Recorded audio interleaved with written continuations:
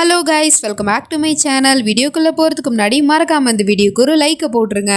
Last பார்ட்டில் நம்ம ஹீரோயினி புருஷன்கிட்ட உண்மையை சொல்கிறதுக்காக அவனை அழைச்சிட்டு போயிட்டு காமிச்சிக்கிட்டு இருக்கா. அதோ பாருங்க, இப்போ கூட அவளோட பாய் ஃப்ரெண்ட் கூட சேர்ந்துக்கிட்டு தான் அவங்களை எப்படி கொல்லான்னு திட்டம் போட்டுட்டு இருக்கா அப்படிங்கிற மாதிரி சொன்னதும் இவனும் கோமா கிளம்பி போயிட்டு என்ன நடக்குது இங்கே அப்படிங்கிற மாதிரி சொல்லிட்டு அவளோட கையை பிடிச்சி இழுத்துட்டு இருக்கான். பார்த்தா அங்கே பாய் ஃப்ரெண்ட் இல்லை, அதுக்கு பதிலாக அங்கே இவனோட அம்மா தான் நின்றுட்டு இருக்காங்க. அம்மா நீங்கள் இங்கே என்ன பண்ணிட்டு இருக்கீங்க அப்படின்னு கேட்டால் இவ தான் ஒரு முக்கியமான விஷயத்தை பற்றி என்கிட்ட சொல்லணும்னு சொல்லிட்டு வர சொன்னாப்பா அப்படிங்கிற மாதிரி சொல்கிறாங்க. என்ன விஷயம் அப்படின்னு சொல்லிட்டு கேட்டால் இதோ இருக்குது அப்படிங்கிற மாதிரி சொல்லிட்டு ஒரு வீடியோவை ப்ளே பண்ணி காமிச்சிக்கிட்டு இருக்கா. அதில் என்னடானா, நம்ம ஹீரோயினி கொஞ்சம் நேரத்துக்கு முன்னாடி அவளை ஏமாற்றணும் அப்படிங்கிறதுக்காக பேசியிருப்பா இல்லையா, இந்த மாதிரி நான் ஓம்காரோட சொத்துக்காக தான் அவர் நான் திரும்பவும் கல்யாணம் பண்ணிக்கிட்டேன், அவரோட சொத்து தான் எனக்கு முக்கியம் அப்படிங்கிற மாதிரிலாம் பேசியிருப்பா. ஸோ அந்த வீடியோவை இப்போ இவ காமிச்சிக்கிட்டு இருக்கா. அப்படி அவள் பேசிகிட்டு இருக்கும் போது பாய் ஃப்ரெண்டை வச்சு சீக்ரெட்டாக வீடியோ எடுத்திருப்பா போல். ஸோ அந்த வீடியோவை இவங்கிட்ட காட்டவும் அவனுக்கு பயங்கரமான ஷாக்காக இருக்குது. உடனே அவன் அந்த வீடியோவை எடுத்துகிட்டு போயிட்டு மயிரா கிட்ட காமிச்சு கேட்டுட்டு இருக்கான். என்னது இது, நீ அவளை பற்றி சொல்லிட்டு இருந்த, ஆனால் உன்னோட உண்மையான சுயரூபம் தானே இப்போ வெளிச்சத்துக்கு வந்திருக்கு. அப்போ நீ என்னோட சொத்துக்காக தான் என்னை கல்யாணம் பண்ணிக்கிட்டியா, அது மட்டும் இல்லாமல் என்னை கொல்றதுக்கு நீ தானே இப்போ திட்டம் போட்டிருக்க அப்படிங்கிற மாதிரி சொன்னா. இல்லை, இந்த வீடியோவில் இருக்கிறது எல்லாமே பொய் அப்படிங்கிற மாதிரி சொல்லிட்டு இருக்கா. என்ன சொல்ற, அப்போ இந்த வீடியோ பொய்யான்னு கேட்டா, இல்லை இந்த வீடியோவில் இருக்கிறது உண்மைதான், ஆனால் நான் இவளை பற்றின உண்மையை தெரியப்படுத்தணுங்கிறதுக்காக தான் இப்படி பேசினேன் அப்படின்னு சொன்னா அது உனக்கே இப்போ திரும்பிடுச்சு அப்படித்தானே அப்படிங்கிற மாதிரி கேட்டுட்டு இருக்கான். ப்ளீஸ் ஓம்கார், நான் சொல்றது ஒரு நிமிஷம் நம்புங்க அப்படிங்கிற மாதிரி சொன்னா மாமியாரோ வாயை மூடி, என் பிள்ளைய நீ கொல்றதுக்கு திட்டம் போட்டிருக்கல, உன்னை இதுக்கப்புறமும் விட்டு வச்சா சரியா வராது அப்படின்னு சொல்லிட்டு போலீஸை ஆல்ரெடி கூப்பிட்டு வந்திருப்பாங்க போல. போலீஸுமே அவளை அரெஸ்ட் பண்ணி கூட்டிட்டு போயிட்டு இருக்காங்க. அப்போ இவ்வளோ என்ன விடுங்கன்னு சொல்லிட்டு கத்திட்டு இருக்கா. அவங்க பயங்கரமா டைட்டா அவளோட கையை பிடிக்கவும் ஆன்னு சொல்லிட்டு வழியில கத்திக்கிட்டு இருக்கா. உடனே அதை இவனால தாங்கிக்க முடியல, அங்கேருந்து ஓடி போய் அவளோட கையை விடுங்க அப்படிங்கிற மாதிரி சொல்லிட்டு தடுத்துட்டு, இங்க பாருங்க நான் எந்த கேஸும் உங்ககிட்ட கொடுக்கல, அதனால இவளை விட்டுருங்க அப்படிங்கிற மாதிரி சொன்னதும் போலீஸும் இங்கிருந்து கிளம்பி போயிடுறாங்க. அதுக்கப்புறம் அவன் சொல்லிட்டு இருக்கான், ரொம்ப சந்தோஷப்படாத, உன்னை போலீஸ்லேருந்து காப்பாற்றிட்டேன்னு, இதுக்கப்புறம் நீ என்னோட வீட்லேயே இருக்கக்கூடாது, உனக்கு இன்னும் 7 நாள் தான் டைம், ஏன்னா 7 நாள் கழிச்சு புது வருஷம் ஸ்டார்ட் ஆக போகுது, அப்போ என்னோட புது வாழ்க்கையை நான் தொடங்கலான் இருக்கேன், அதனால உன்னையும் சரி உன்னோட நினைவுகளையும் சரி மொத்தமாக என் வீட்டிலேருந்து தூக்கி எரிஞ்சிடுவேன் அப்படிங்கிற மாதிரி சொல்லிட்டு அவன் இங்கேருந்து கோமா கிளம்பி போயிட்டு இருக்கான். அப்போ இவ்வளோ சொல்லிக்கிட்டு இருக்கா, என்ன காட்சி, என்ன மாட்டி விடணும்னு நினச்சி நீங்கள் அவர்கிட்ட மாட்டிக்கிட்டீங்களே, இதுக்கப்புறம் நீங்கள் அவர்கிட்ட என்னதான் சொன்னாலும் சரி அவர் நம்ப போகிறதில்ல அப்படிங்கிற மாதிரி சொல்லிட்டு அவன் இங்கேருந்து கிளம்பி போயிடுறா. இவனோ கோமா ஆர்த்தி காமிச்சிக்கிட்டு இருக்கான். அப்போ பின்னாடி நம்ம ஹீரோயினி எனக்கு உதவி செய்யுங்க கடவுளே அப்படிங்கிற மாதிரி சொல்லிட்டு நின்றுட்டு இருக்கா. அப்போ இவனும் போயிட்டு பொண்டாட்டிக்கு ஆர்த்தியை காமிச்சு சொல்லிக்கிட்டு இருக்கான், இதுதான் உன்னோட கடைசி ஆர்த்தியா இருக்கும் இந்த வீட்டில், ஏன்னா இன்னும் 7 நாளுக்கு அப்புறம் நீ இந்த வீட்டில் இருக்க போறதில்ல அப்படிங்கிற மாதிரி சொல்லிட்டு அவன் அங்கே 7 தேங்காவை அடுக்கி வச்சுட்டு இருக்கான். இது நீ இந்த வீட்டில் இருக்க போற 4 கணக்கு தான், ஒவ்வொரு நாளும் நான் இதுலேருந்து ஒரு தேங்காவை உடைப்பேன், அப்படி உடைக்கும் போது உனக்கும் எனக்கும் இருக்கிற உறவும் உடஞ்சி போயிடும் அப்படிங்கிற மாதிரி சொல்லிட்டு அவன் இங்கேருந்து கிளம்பி போயிடுறான். இப்போ நைட் ஆயிடுது, இவ கீழே நின்று பார்த்துட்டு இருக்கா, அவன் மேலே நின்று பார்த்துட்டு இருக்கான். அப்போ வேலைக்காரனும் கிறிஸ்மஸ் பார்ட்டிக்கான இன்விடேஷன் வந்திருக்கு பாருங்க அப்படிங்கிற மாதிரி சொல்லிட்டு காமிச்சிட்டு இருக்கான். ஸோ இதை பார்க்கும்போது நம்ம ஹீரோயினிக்கு பழைய ஞாபகங்கள் வருது. அதாவது கல்யாணம் பண்ண புதுசில் கிறிஸ்மஸ் வந்திருக்கும் போல. அப்போ அவள் வீடு ஃபுல்லாக ஸ்டார்ஸை தொங்க விட்டுட்டு இருக்கா. புருஷங்காரன் அவள் கீழே விழாமல் பிடிச்சி வச்சுட்டு இருக்கான். அப்போ அவகிட்ட கேட்குறான், எதுக்காக நீ இந்த ஸ்டார்ஸ்லாம் இங்கே மாட்டிக்கிட்டு இருக்க அப்படின்னு கேட்டா, அதுவா நாங்கள் சின்ன வயசாக இருக்கும் போது எங்களோட விஷஸ்லாம் இந்த ஸ்டார்ஸ் மாதிரி எண்ணி நாங்கள் வீடு ஃபுல்லாக மாட்டி வைப்போம், மறுநாள் காலையில் எங்களோட விஷஸ்லாம் நிறைவேற்றுற விதமாக சாண்டா கிளாஸ் கிஃப்டெல்லாம் வச்சுட்டு போவார், அதுக்கப்புறமா தான் தெரிஞ்சு அந்த சாண்டா கிளாஸ் வேறு யாரும் இல்லை எங்களோட அப்பா தான் அப்படின்னு சொல்லிட்டு.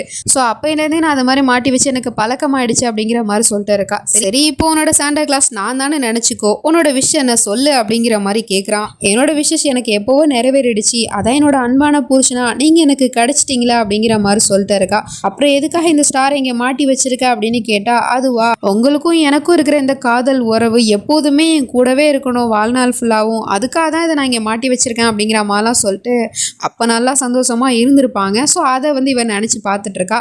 அப்போ அவனும் அந்த இன்விடேஷனை எடுத்துகிட்டு மொத்த ஃபேமிலியும் கூப்பிட்டு வச்சு சொல்லிக்கிட்டு இருக்கான், இந்த மாதிரி நாளைக்கு இங்கே கிறிஸ்மஸ் பார்ட்டி நடக்க போகுது வீட்டில், அந்த பார்ட்டியில் வச்சு என்னோட மனைவியாக ஐஸ்வர்யாவை தான் நான் அறிமுகப்படுத்த போகிறேன் அப்படிங்கிற மாதிரி சொல்லிகிட்டு இருக்கான். ஸோ இதை கேட்டு நம்ம ஹீரோயினி டென்ஷன் ஆவா அப்படிங்கிற மாதிரி தான் சொல்லிகிட்டு இருக்கான். ஆனால் அவள் அதை பெருசாக கண்டுக்காமல் அங்கேருந்து கிளம்பி போக போனா வைரா அப்படிங்கிற மாதிரி கத்திட்டு அவகிட்ட போய் சொல்லிட்டு இருக்கான், நாளைக்கு பார்ட்டிக்கான அரேஞ்ச்மெண்ட்ஸ் எல்லாத்தையுமே நீ தான் பண்ண போற, அது மட்டும் இல்லாமல் நாளைக்கு நடுவீட்டில் வைக்க போகிற கிறிஸ்மஸ் ட்ரீயையும் நீ தான் பண்ணி ஆகணும், அதனால நீ தூங்கக்கூடாது, போய் வேலையை பாரு அப்படிங்கிற மாதிரி சொல்லிடுறான். ஸோ அதனால அவளும் எதுவுமே சொல்லாமல் அங்கேருந்து போயிட்டு அவள் வேலையை பார்த்துட்டு இருக்கா. கிறிஸ்மஸ் ட்ரீயை வந்து ரெடி பண்ணிட்டு இருக்கா. கொஞ்ச நேரம் கழிச்சு இவனும் பொண்டாட்டிக்காரியை பார்த்துட்டு இருக்கான். அப்போ அவள் மேலே ஏறி வைக்க போறேன்னு போகும்போது கால் ஸ்லிப்பாகி அப்படியே கீழே விழ போறா. டக்குன்னு இவன் பிடிச்சிடுறான்.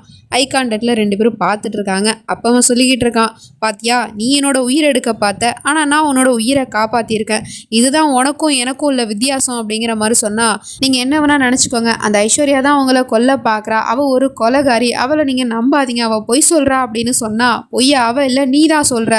நீ தான் என்ன கொல்ல பார்த்துருக்க. அப்போ அந்த வீடியோவில் இருக்கிறது பொய்ன்னு சொல்ல வரியா அப்படின்னு கேட்டால், இல்லை அந்த வீடியோவில் இருக்கிறது எல்லாமே உண்மை தான். அதை அவளை நான் சிக்க வைக்கணுங்கிறதுக்காக தான் நான் பண்ணேன். அதை நீங்கள் நம்ப போகிறது இல்லைல்ல. சரி ஓகே விடுங்க, இதுக்கப்புறம் நான் உங்ககிட்ட பேசி எந்த பிரயோஜனமும் இல்லை அப்படிங்கிற மாதிரி சொல்லிட்டு இருக்கா. நீ என்ன பழி வாங்கணுங்கிறதுக்காக தானே இந்த வீட்டிலே வந்த, அதை தானே நீ செஞ்சுக்கிட்டு இருக்க. அதை நீ தாராளமாக முகத்துக்கு நேராகவே சொல்லலாமே, எதுக்கு நீ இப்படி மூடி மறைக்கிற அப்படிங்கிற மாதிரி சொல்லிட்டு கேட்டுட்டு இருக்கான். அதுக்கு இவ பதிலுக்கு ஒரு கேள்வி கேட்டுட்டு இருக்கா. ஆமாம் நான் உங்களை பழிவாங்க தான் வந்திருக்கேனே வச்சுக்கோங்களேன். அப்போ உங்களை பழிவாங்க வந்தவளை எதுக்காக நீங்கள் போலீஸ்லேருந்து காப்பாற்றுனீங்க, அதுக்கான பதிலை சொல்லுங்க அப்படிங்கிற மாதிரி கேட்டால் அதுக்கு அவங்ககிட்ட எந்த ஒரு பதிலும் இல்லை. அவன் காதலிக்கிறான், பட் இருந்தாலும் நேரடியாக சொல்ல முடியாது இல்லையா. அதனால அந்த கோவத்தில் அங்கே இருக்கிற கிறிஸ்மஸ் ட்ரீயை திரும்பவும் எல்லாத்தையும் களைச்சி போட்டு உடச்சி போட்டு திரும்பவும் இதை நீ சரி பண்ணு அப்படிங்கிற மாதிரி சொல்லிட்டு அவன் இங்கேருந்து கிளம்பி போயிடுறான். இவளும் அலுப்பு பார்க்காம அந்த கிறிஸ்மஸ் ட்ரீயை ரெடி பண்ணிட்டு இருக்கா. இப்போ அப்படியே கட் பண்ணால் இந்த பக்கம் இவங்க 2 பேரும் இங்கே திரும்பவும் பிளான் போட்டுக்கிட்டு இருக்காங்க.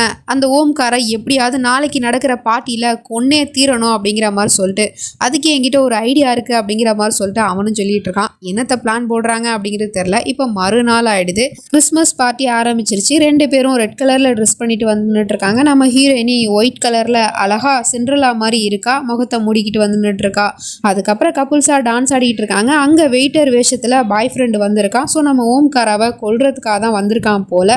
அப்படி டான்ஸ் ஆடும்போது ஒவ்வொருத்தவங்களா ரோல் பண்ணி விட்டு ஒவ்வொருத்தவங்க கிட்ட அந்த பார்ட்னர் மாறுவாங்க இல்லையா, அதே மாதிரி நம்ம ஹீரோயினி வந்து இப்போது ஹீரோ கிட்ட மாறிட்டா. ஸோ இவன் முகம் மூடி இருக்கிறதுனால அழகில் அப்படியே மயங்கிட்டு டான்ஸ் ஆடிட்டு இருக்கான். அதுவும் கனவுல இமேஜினேஷன் பண்ணி பார்த்துட்டு இருக்கான். அவளோட முகம் நல்லா இருக்குது, அதுவும் க்யூட்டாக 2 பேரும் டான்ஸ் ஆடிட்டு இருக்காங்க. கொஞ்ச நேரம் கழிச்சு தான் தெரியுது இவன் கனவுல தான் டான்ஸ் ஆடிட்டு இருந்திருக்கான் அப்படின்னு சொல்லிட்டு. அதுக்கப்புறம் பார்ட்னரை அந்த பக்கமாக மாற்றியாச்சு. ஸோ இந்த 2வது பொண்டாட்டியுமே ஓம்கார் கிட்ட வந்துட்டா. அப்போ என்ன பண்ணுறான்னா அந்த பாய் ஃப்ரெண்ட் கிட்ட ஒரு இன்ஜெக்ஷனை கொடுத்துட்ருக்கா. அதை அவனும் வாங்கி வச்சுக்கிட்டு அவன் அசந்த நேரமாக பார்த்து அவனோட முதுகில் குத்துறதுக்காக ஓங்கி வந்துட்டு இருக்கான். இதை நம்ம ஹீரோயினி நோட் பண்ணிட்டு ஓம்கார் அப்படின்னு சொல்லிட்டு கத்துறா. டக்குன்னு அவன் திரும்பி பார்த்துட்டு அந்த பாய் ஃப்ரெண்டோட கையை பிடிச்சிடுறான். ஸோ ஒரு வழியா அந்த பாய் ஃப்ரெண்ட் மாட்டிக்கிட்டான். அப்புறம் நம்ம ஹீரோயினி கத்துனதும் டக்குன்னு அவன் எப்படி திரும்பி பார்த்தான் அப்படின்னு சொல்லிட்டு பார்த்தா அப்போதான் ஒரு ஃப்ளாஷ்பேக் இருக்குது. நேற்று நைட்டு ஒரு பிரச்சனை நடந்துச்சு இல்லையா இவனுக்கும் நம்ம ஹீரோயினிக்கும். அப்போ அவனும் சொல்லியிருப்பான் நான் உன்னை நம்ப மாட்டேன் அப்படின்னு சொல்லிட்டு. கடைசியாக நம்ம ஹீரோயினி சொல்லியிருப்பா, ஒரே ஒரு தடவை என்னை நம்புங்க, நான் சொல்கிறது எல்லாமே உண்மை தான். அந்த ஐஸ்வர்யா தான் அவங்கள கொல்றதுக்காக திட்டம் போட்டுட்டு இருந்தா. அப்புறம் நாளைக்குமே அதை அவள் கண்டிப்பாக பண்ணுவா அப்படிங்கிற மாதிரி சொன்னா. சரி ஓகே எனக்கு உன் மேலே நம்பிக்கை இல்லை, இருந்தாலும் உனக்கு கடைசியாக ஒரு வாய்ப்பு கொடுக்குறேன் அப்படிங்கிற மாதிரி சொல்லிட்டு தான் இவங்க ஏற்கனவே பேசி வச்சுருப்பாங்க போல். ஸோ அதனால தான் நம்ம ஹீரோ கவனமாக இருந்திருக்கான். ஹீரோயினி சொன்னதும் டக்குன்னு அவன் திரும்பி பார்த்துருக்கான். இங்கே பாய் ஃப்ரெண்டுமே மாட்டிக்கிட்டான்.